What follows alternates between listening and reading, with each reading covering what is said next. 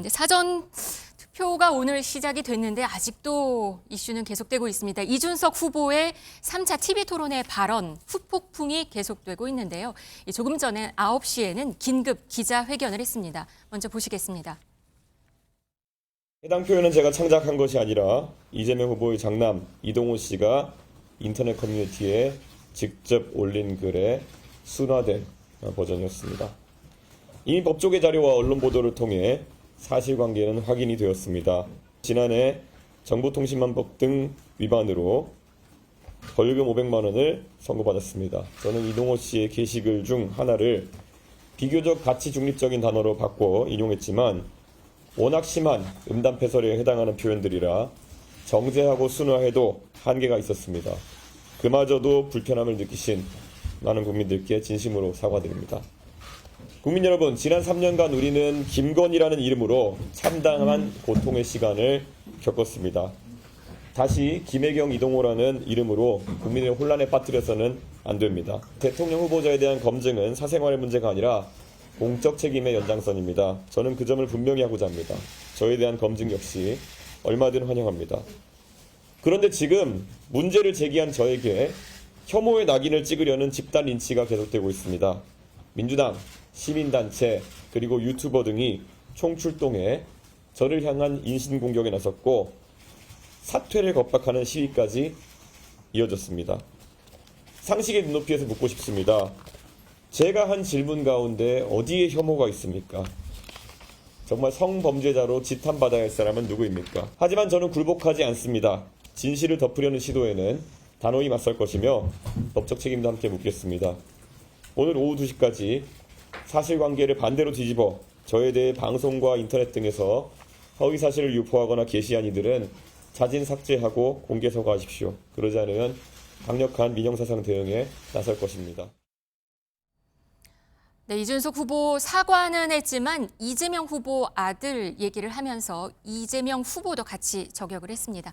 어떻게 보셨습니까? 지금 보니까 이재명 후보에 대한 얘기였거든요. 다시 돌아와서. 네. 제가 볼 때는 적반하장도 유분수라는 생각이 들고요. 기본적으로 잘못을 반성하지 않으면 그리고 부끄러움을 모르면 옛부터 사람이 아니라고 표현을 했는데요. 많은 유권자들과 많은 국민들이 이준석 후보의 발언에 대해서 문제가 많다고 얘기하면 그분들 말씀이 맞는 겁니다. 이준석이라는 후보의 말이 뭐 진리값입니까? 신입니까? 자기 말과 다른 말을 하면 고소고발하겠다라고 얘기하는 그런 논거가 어디서 성립되는지 전 잘 모르겠다는 생각이 들고요. 일단 사실인지 아닌지에 대한 확인부터 해야 되는 거죠. 자기가 얘기하는 게 사실이다. 이게 사실인데 내 생각과 다른 얘기를 하게 되면 안 된다. 이런 발상. 그리고 근데 법조계 자료와 언론 보도 사실관계가 확인이 됐다고 이렇게 말을 했거든요. 그건 이준석 후보가 얘기하는 사실관계를 말씀드리는 거예요. 이 사실관계의 최종적인 확인은 누가 하는 것이냐. 유권자가 하거나 아니면 사법부가 판단하는 문제입니다. 근데 왜 이준석 후보가 얘기하면 그것이 사실이냐 얘기되고 그 사실과 반대되는 얘기를 하는 거에 대해서 논거를 제시하라고 하는지 는 이해를 할 수 없을 뿐만 아니라 어제 TV 토론 과정에서 그저께 얘기했던 내용들을 보게 되면 저는 매우 의도적으로 이걸 만들어서 얘기했다는 생각이 들어요. 왜냐하면 이재명 후보를 공격하려고 하는 거 아니었겠습니까? 근데 결론적으로 누구한테 물어봤습니까? 권영국 후보한테 물어본 거 아니겠습니까?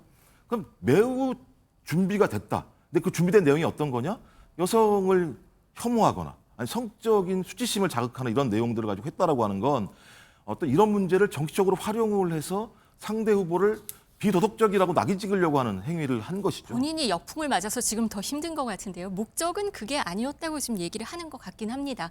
아니 그걸 어떻게 그러니까 왜 저희가 이준석 후보의 마음까지 다 이해를 해줘야 되는 말씀을 드리는 거예요. 그러니까 이게 좀 잘못된 판단 구도라는 거죠. 이준석 후보의 얘기가 말이 나오면 나는 그런 뜻이 아니었어. 그럼 우리가 그런 뜻이 아니라고 이해를 해줘야 되는 겁니까? 그 많은 국민들이 그걸 그렇게 이해했는데 그 많은 국민들의 판단은 거짓된 거라고 말씀을 할 수 없다는 생각이 들고요. 저는 그런 의미에서 오늘의 사과는 사과가 아니다. 또 다른 공격이다. 그러니까 모든 초점은 국민들이 그것을 혐오적으로 느끼던 상관없이 이재명 후보만 공격할 수 있으면 된다라고 하는 생각을 가지고 만약에 대선 후보에 임했다면 저는 그런 후보가 대통령으로서 자격이 있는지에 대한 근본적인 질문을 해야 된다.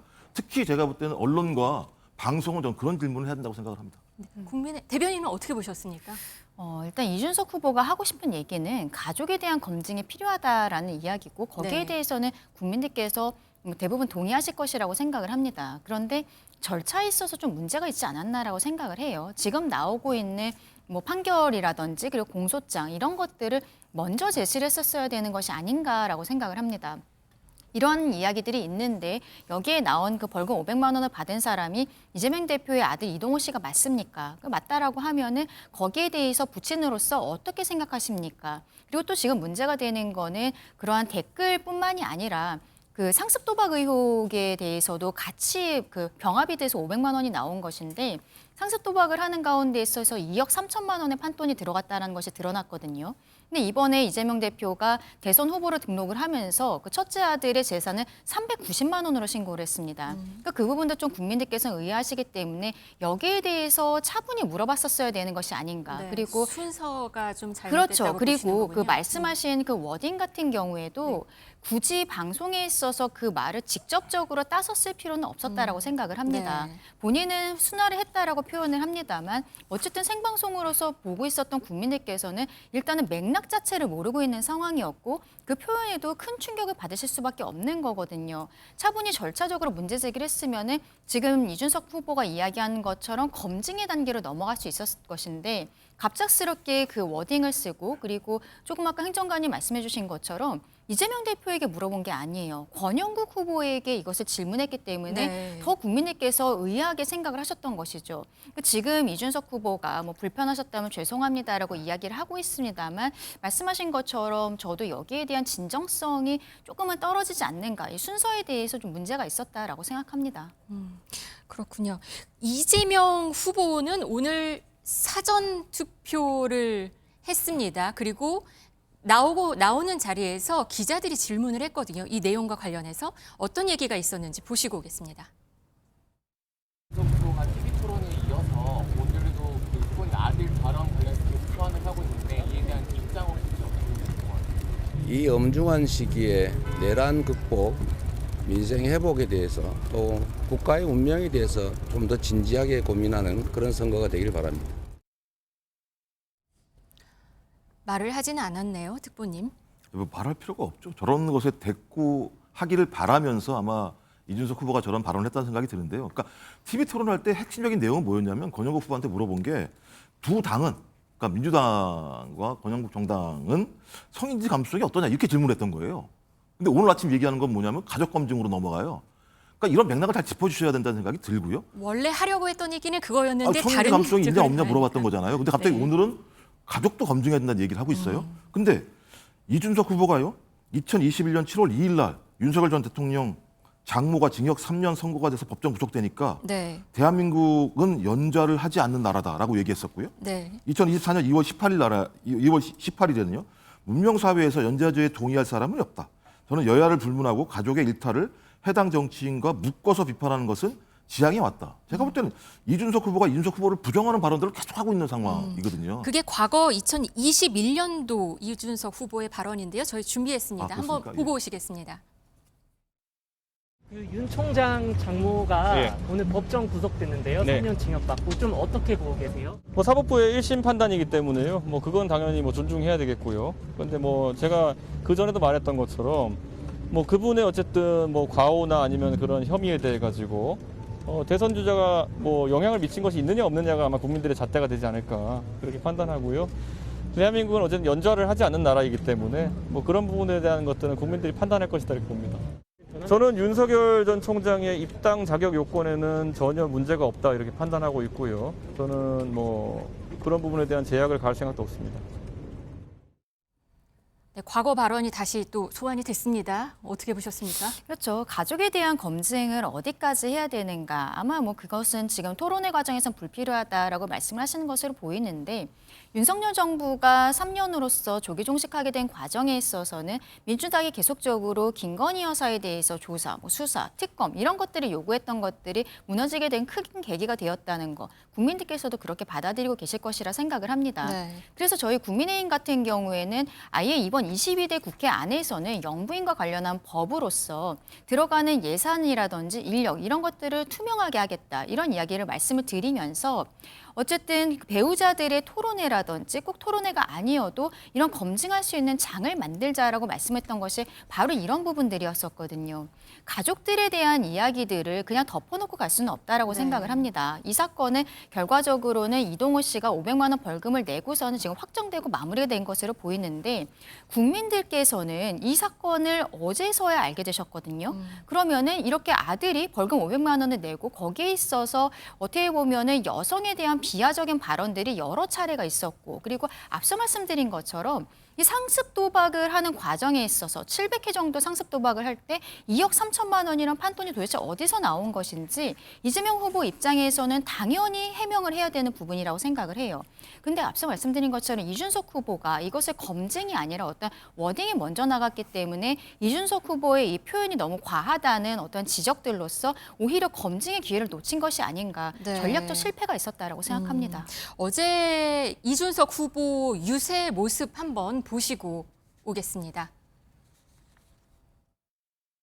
사실 원래 무슨 발언인지는 인터넷을 통해서 확인하신 분들이 많을 겁니다. 그런데 그 발언을 사실 제가 어떻게 순화해서 표현해야 될지를 저는 솔직히 알지 못합니다. 그리고 유권자들에게 사과하실 적 없으세요? 네, 질의응답 중이니까 나중에. 죄송합니다. 예, 그 발언을 어떻게 순화해야 될지에 대해 가지고 다른 제안이 있다면 제가 고민해 보겠지만은 그것은 실제로 그 발언을 제가 그대로 옮겨서 전하는 것이기 때문에 그것은 뭐 다른 방법이 없다 이렇게 생각합니다. 시민들도 좀 항의하는 목소리가 좀 들렸습니다. 그렇죠. 여기에 대해서 뭐 많은 단체라든지 개인들이 고발 같은 것도 들어갔다라고 이야기를 하고 있는데 이준석 후보 같은 경우는 오히려 무고로서 맞고발을 하겠다라고 이야기를 하고 있습니다. 네. 다른 것보다도 일단 허위사실 공표 혐의는 아니다라는 것을 강조하기 위한 것으로 보이는데 이런 형태로 하는 것이 저는 글쎄요. 선거 과정에 있어서 전략적으로 맞는 것인지 그리고 개혁신당이라는 당이 지속 가능한 당이 되어야 된다고 생각을 하는데 그 부분에도 맞는 것인지 조금 의문이 있습니다. 어쨌든 당의 대표였었고 지금은 당의 대권 주자이기 때문에 본인이 당무 선권 같은 것도 갖고 있다라고 생각합니다만 대한민국 정치가 발전하기 위해서는 본인이 사과해야 되는 부분에 있어서는 정확하게 사과를 하고 그리고 검증이 필요하다라면 그 다음 단계로 넘어가야 되는 것이 아닐까라고 생각합니다. 민주당은 어제 바로 또 공약집을 내놨습니다. 여기에 여가부를 성평등 가족부로 확대하는 내용 이게 있었는데요. 한번 보시고 오겠습니다. 그러니까 성평등을 우리가 추구하는 거지 여성만을 위해서 어떤 정책을 하는 건 또 아니죠. 그래서 성평등 가족부라는 명칭이 적정하겠다. 폐지하지 말고 이름을 바꾸고 오히려 역할을 확대 강화하자. 이게 이제 기본적인 방침이죠. 네, 바로 공약집을 내놨는데 여기에 이 여성가족부 얘기가 들어갔습니다. 그렇죠. 이재명 대표 측에서는 오히려 이 과정에 있어서 2030 여성들, 꼭 2030이라 할 수 없고 그냥 전체적인 여성들에 대한 득표 포인트가 된다라고 생각을 하는 것으로 보여요. 그런데 여기에 대해서 공약으로 넣는다는 것이 뭐 일견 이해는 됩니다만 어쨌든 이것이 실질적으로 동호 씨가 벌금 500만 원을 받았다라는 것이 드러난 상황에서는 공약으로 넣기 이전에 본인 아들에 대해서 본인 스스로는 어떻게 생각하는지 여기에 대해 해명하는 것이 먼저가 아닌가라고 생각합니다. 민주당 어떻게 이 공약집을 내놨는데요? 아니 이건 뭐 미리 준비됐던 내용들이었고요. 그러니까 이 성평등 가족부로의 확대 개편뿐만 아니라 어제 나왔던 거냐 2030 여성을 위한 안전사회 건강한 삶 공약도 나왔고 그다음에 결혼과 육아 공약 그래서 패키지로 한국 사회가 젠더의 평등성, 그러니까 성평등 사회로 갈 수 있는 중요한 일들을 민주당이 중심적으로 하겠다 이런 얘기를 하는 것이고요.